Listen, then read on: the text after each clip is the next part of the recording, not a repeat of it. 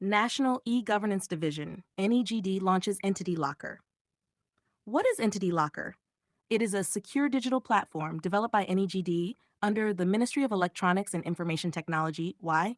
To help organizations, businesses, MSMEs, startups, trusts, etc., store, share, and verify documents securely.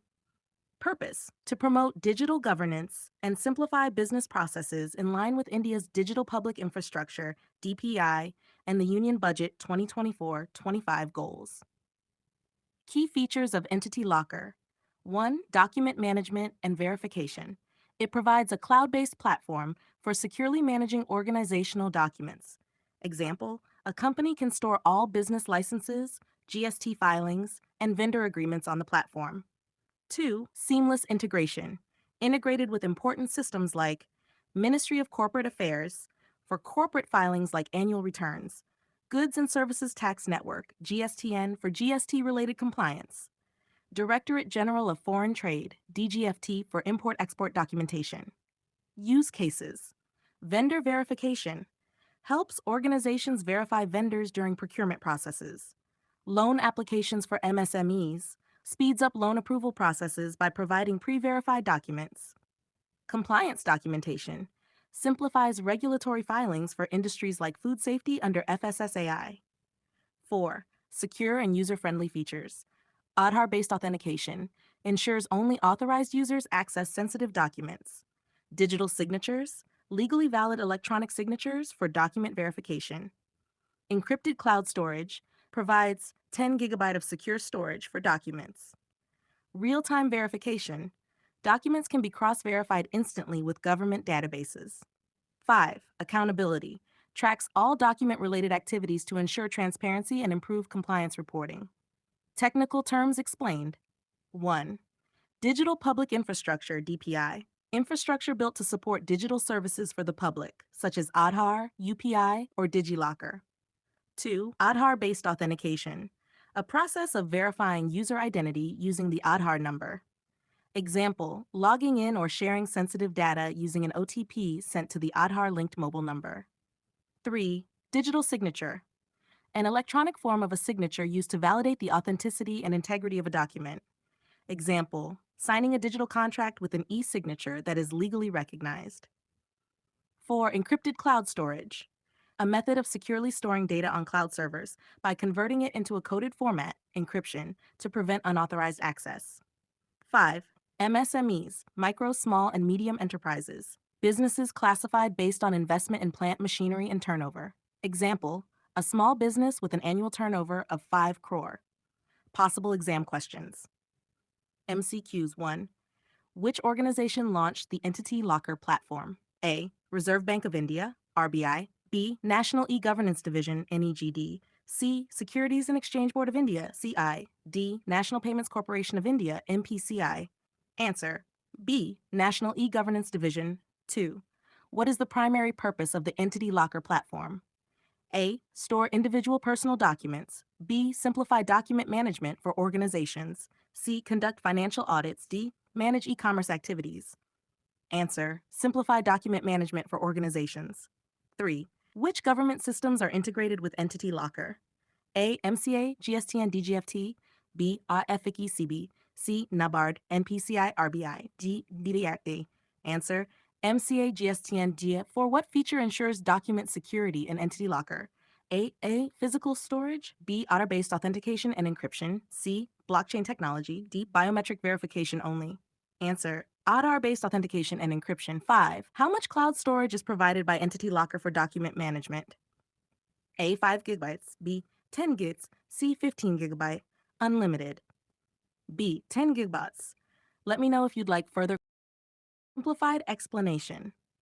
Overview of Singapore President Tharman Shanmugaratnam's visit to India, January 14 to 18, 2025. 1. Purpose of the visit. This was Tharman Shanmugaratnam's first state visit to India as the President of Singapore. The visit was at the invitation of Indian President Draupadi Murmu and marked the 60th anniversary of diplomatic relations between India and Singapore. 2. Key locations of the visit. New Delhi, January 15 to 16, 2025. Focus on strengthening bilateral ties. Odisha, January 17, 2025.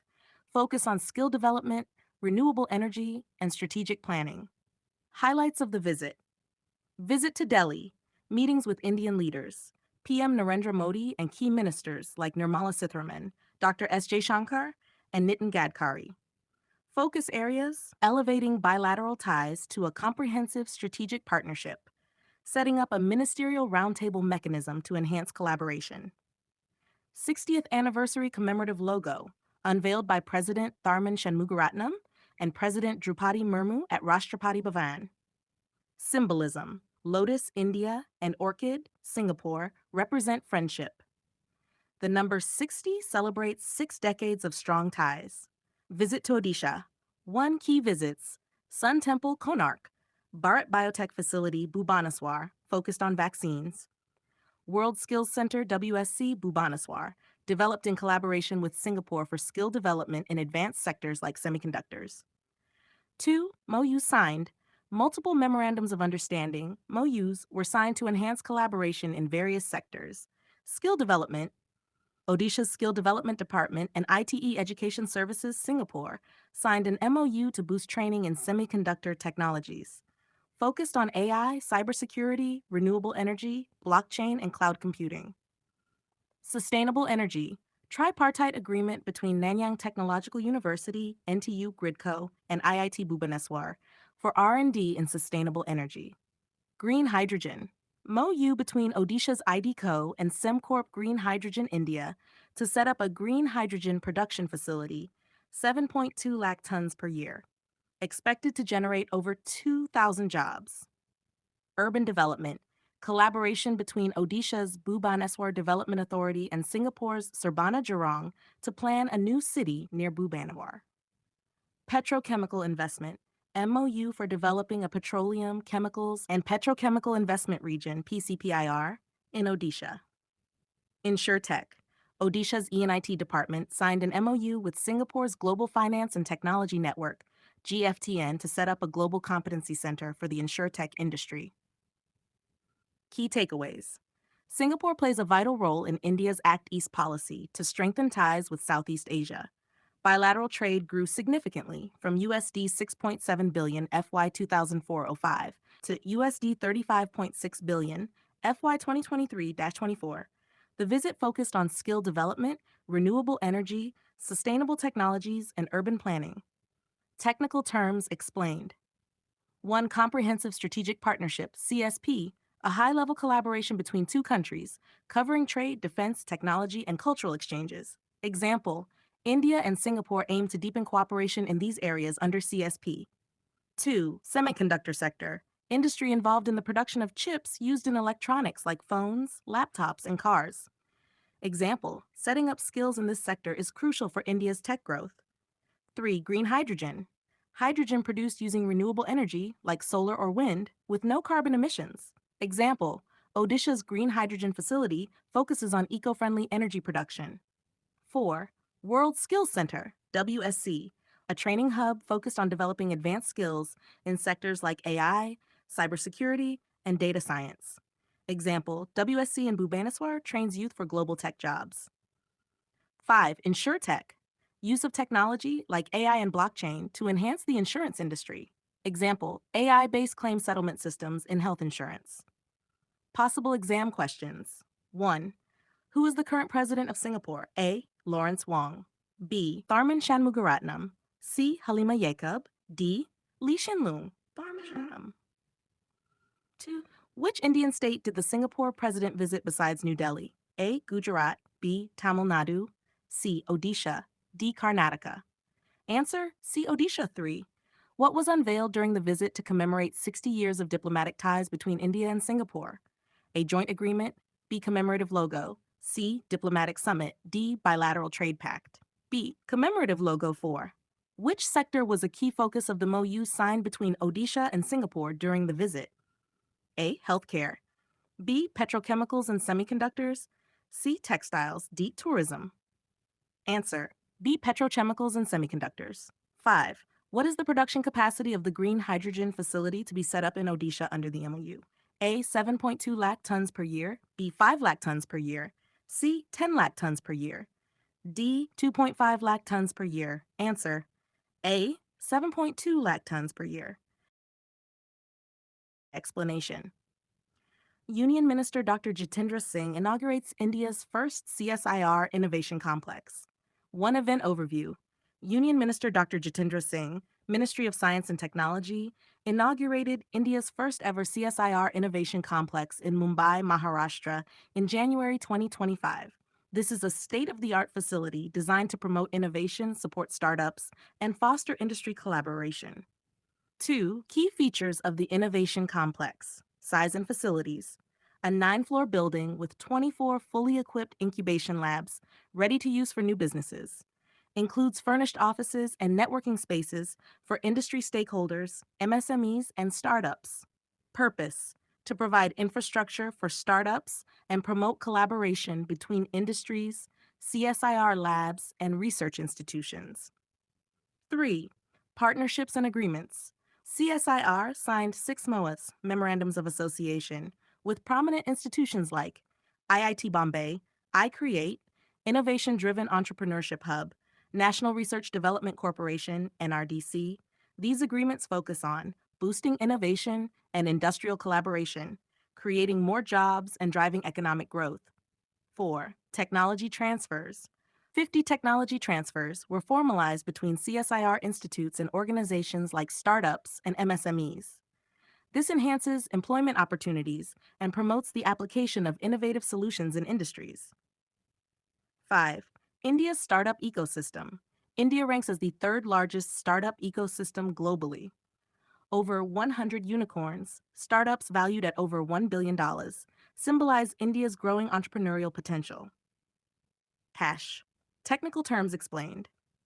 1. CSIR, Council of Scientific and Industrial Research, a premier national research organization in India, focusing on science and technology to promote industrial and economic development. Example: CSIR contributes to fields like biotechnology, nanotechnology, and renewable energy. 2. Incubation labs. These are specialized facilities that provide startups with resources like office space, lab equipment, mentorship, and funding to develop their products. Example: a biotech startup developing vaccines can use CSIR's labs for research. 3.0. A memorandum of association, a formal agreement between two or more parties to collaborate on specific goals, such as innovation or industrial development. Example: CSIR's MOA with IIT Bombay helps in joint research and technology development. 4. Technology transfer. The process of sharing scientific discoveries, inventions, or research outcomes from research institutions, like CSIR, to industries for commercialization.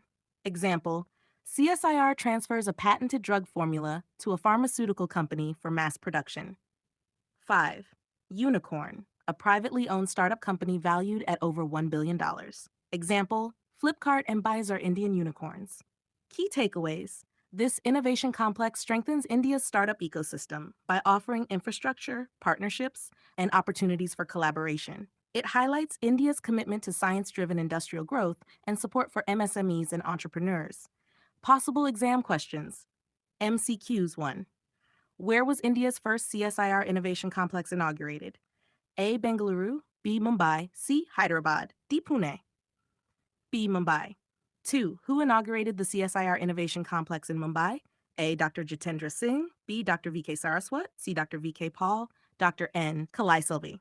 A. Dr. Jitendra Singh. 3. How many incubation labs are part of the CSIR Innovation Complex? A. 15, B. 20, C. 24, D. C. 24. 4. Which institutions signed MOAs with CSIR during the inauguration of the Innovation Complex? AIT Bombay, iCreate, B. ISC, NASCOM, DRDO, C. TCS Wipro, Infosys, D. AIMS, ICMR, BEL. AIT Bombay, iCreate, NRDC. 5. What is India's global rank in the startup ecosystem? A. First, B. Second, C. Third. Explanation. UNICEF report, Prospects for Children in 2025. 1. About the report, released by UNICEF, United Nations Children's Fund, in January 2025. Title: Prospects for Children in 2025, Building Resilient Systems for Children's Futures. Focus highlights how global crises like climate change, conflict, economic instability, and digital inequality are negatively impacting children worldwide. Key findings: 1. Global impact of conflict on children. Over 473 million children, 1 in 6 globally, lived in conflict affected areas in 2023. This is almost double the percentage from the 1990s, 10%, 19%. Risks faced by children: displacement, starvation, disease, and psychological issues. Governments struggle to finance essential investments for children due to inflation, low development assistance, and reduced tax revenues. 2. Children in debt-ridden countries. Nearly 400 million children live in countries burdened by debt. Debt servicing affects funding for education, healthcare, and social protection. Example: among 34 African Union countries, 15 spend more on debt repayments than on education. World Bank estimates a 5% increase in debt reduces education spending by $12.8 billion in low and middle income countries, LMIs. 3. Debt servicing versus essential sectors. 40 LMIs spend double on debt servicing compared to healthcare. Example: Indonesia spends 2.4 times more on debt than health. Pakistan spends 5 times more on debt than health. Across developing countries, 11 times more is spent on debt servicing than on social protection. Result: 1.8 billion children face economic hardships, pushing families deeper into poverty. 4. Insufficient climate finance. Only 2.4% of multilateral climate finance is directed toward child-responsive initiatives, projects benefiting children. This shows a decline in climate resilience for essential services for children. 5. Digital inequality. Persistent inequalities in access to digital services in least developed countries, LDCs. Internet access. In high-income countries, HS, most young people have internet access. In Africa, only 53% of youth aged 15 to 24 have internet access. Groups most affected: adolescent girls, children with disabilities, and those in LMICs. 9 out of 10 adolescent girls in LMICs lack internet access. 6. Economic prospects. Economic growth in emerging markets is falling below the 7% SDG target. Factors: pandemic impact, climate shocks, and resource constraints. Growth projections from historical averages of 5.6% to 4% by 2026-2029. Technical terms explained. 1. UNICEF, an agency providing humanitarian aid and promoting children's rights globally. Example: initiatives include child education, immunization, and disaster relief. 2. Debt servicing, paying interest and principal on a country's debt. Example: if a country spends more on repaying loans, it reduces funds for education and healthcare. 3. Multilateral climate finance, financial support from global organizations, e.g. World Bank, to combat climate change. Example: funding renewable energy projects in developing countries. 4. Digital public infrastructure, DPI, shared digital systems that provide access to public services like healthcare or banking. Example: India's Aadhaar system or UPI for digital payments. 5. Low and middle income countries, LMICs, nations with lower income levels as defined by the World Bank. Example: Pakistan, Indonesia, and many African countries. 6. Adolescent girls' internet access issue, highlighting digital inequality, especially in LMICs, where gender and economic disparities limit internet access. Key takeaways: children face increasing risks from global crises like conflict, debt, and climate change. Digital access remains unequal, especially in low-income countries. Debt repayment priorities undermine investments in children's essential needs. Possible exam questions. MCQs 1. What is the title of the UNICEF report released in January 2025? A. Children in Crisis. B. Future of Children 2025. C. Prospects for Children in 2025. D. Building Resilient Futures for Children. Answer C. Prospects for Children in 2025. 2. How many children lived in conflict-affected areas in 2023? A. 100 million. B. 473 million. C. 1 billion. D. 250 million. Answer B. 473 million. 3. What percentage of multilateral climate finance is allocated to child-responsive initiatives? A. 5%. B. 2.4%. D. 8%. and C, 2.4%. What is the global rank of African youth aged 15-24 in terms of internet access? A, 75%, C, 60%, D, 40%, 53%, 5. Which country spends 5 times more on debt servicing than on health? A, Indonesia, B, Pakistan, C, India, D, Bangladesh. Pakistan.